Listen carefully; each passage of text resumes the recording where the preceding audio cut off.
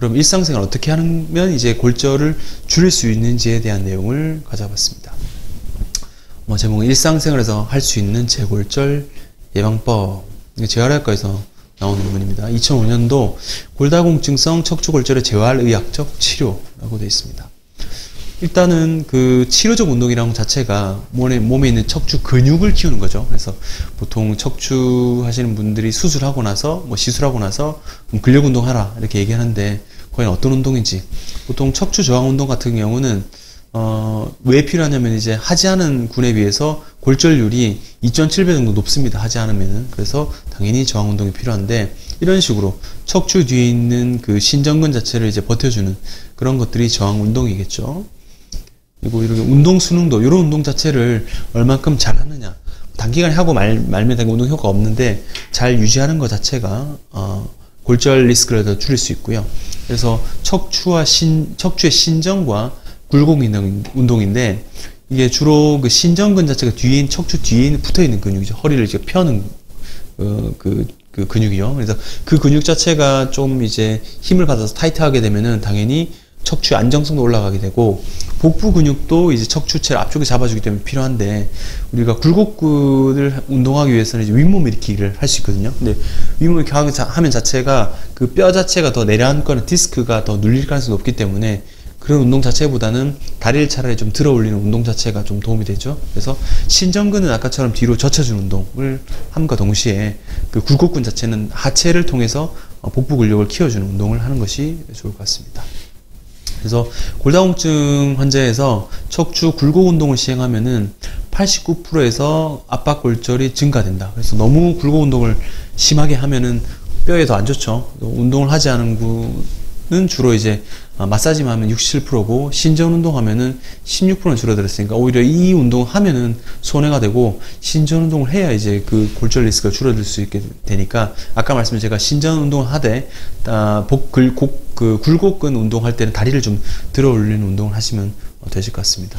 요게 이제 뒤에 신전 운동이죠. 뒤에 근육을 좀 잡아주고, 요거는 굴곡 운동이긴 한데, 이렇게 하는 것보다는 차라리 하체를 좀 들어 올리는 운동을 하시면 될 것 같습니다. 보조기. 그 뼈가 이제 부러지면 당연히 그 흉요천추 보조기 착용해야 되죠. 보조기를 착용하는 것이 뼈가 유압되는 시간을 벌 수 있고요.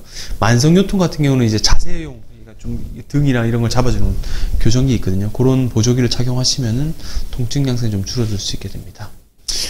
요게 좀 중요합니다. 골절 후 고유 수용체 감각 훈련.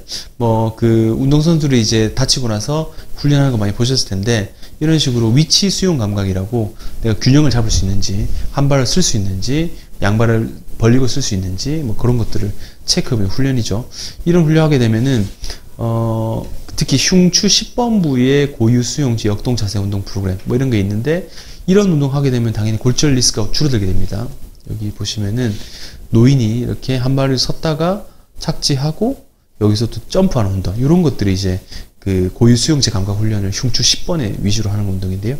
이런 운동 하게 되면은 이 골절 리스크를 줄일 수 있다. 그리고 낙상 위험도를 감소시킬 때 이 고유 수용체 감각 훈련을 해야 되는데, 이때는 보면 이제 고관절, 골반과 발목에 있는 그 대응법을 해야 되는데, 결과적으로 고관절도 자주 자유자세로 제가 본인 움직일 수 있고, 발목도 훈련을 통해 가지고 잘 움직일 수 있어야 이런 낙상의 위험도를 낮출 수 있다. 부지런히 이 보행기구를 통해서 운동을 하는 것이 좋을 것 같다라고 했습니다. 그래서 결론 보시면, 이 포괄적인 재활치료 본인이 해야 되는데, 근육이 신전 근육 위주로 굴곡근도 하시면서 저항운동, 후만증 감소운동 해야 되고, 보조기 같은 경우도 보조기구나 의자차 같은 것도 필요하다면 같이 하는 것이 도움이 될 수 있고, 그리고 이 움직임 자체가 유지가 돼야 기저질환, 심부정맥, 그리고 폐, 그리고 사망도 막을 수 있기 때문에 이런 재활치료는 꾸준히 하는 것이 좋을 것 같다. 근육 재교육과 저항운동 및 후만증 치료가 낙상으로 인한 골절을 예방할 수 있는 방법이다.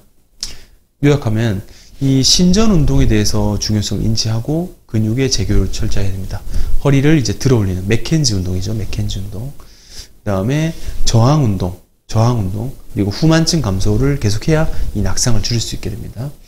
그리고 골다공증 골절에 대해서 예방이 일단 치료가 우선돼야 되겠죠. 치료. 골밀도가 워낙 낮은데 운동을 해봐야 크게 도움이 안 되니까 중증 골다공증 같은 경우는 골다공증 치료, 뭐 주사를 좀 좋은 걸 쓰는 게 필요할 것 같고요. 그래서 이런 활동을 통해서 심부정맥 혈전 그리고 폐감염, 사망 등을 줄일 수 있다라고 얘기하고 있습니다.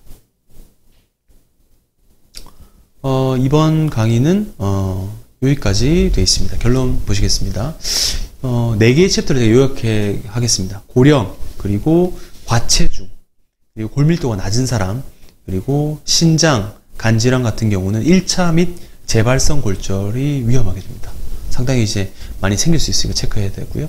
그리고 만약에 시술했다, 이런 경우 재골절 생기는 경우는 부위 자체가 흉추 12번, 요추 1번, 흉추 11번 정도 흉요천추 부위에 골절이 있는 경우 재골절 생길 수 없고, 그리고 시술하고 1년째까지는 항상 그 리스크를 생각하고 있어야 된다. 그리고 측만증이 많이 심한 경우도 재골절이 많이 생길 수 있고요.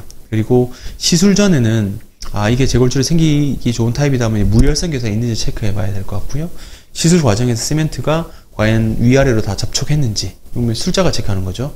그리고 풍선 성형술 시행했는지에 따라서 재골절 여부가 결정될 수 있고, 일상에서는 주로 신전 운동, 아까 맥켄지 운동 위주로 하면서 저항 운동, 이게 모두 무게를 드는 운동입니다. 후만점 감소를 위한 운동을 지속적으로 해야 골다공증, 골절을 예방할 수 있고, 1차적으로 이제 골다공증 자체를 치료해야 되겠죠. 그런 거 동반하면서 이런 운동을 하시면은 예방이 되실 것 같습니다.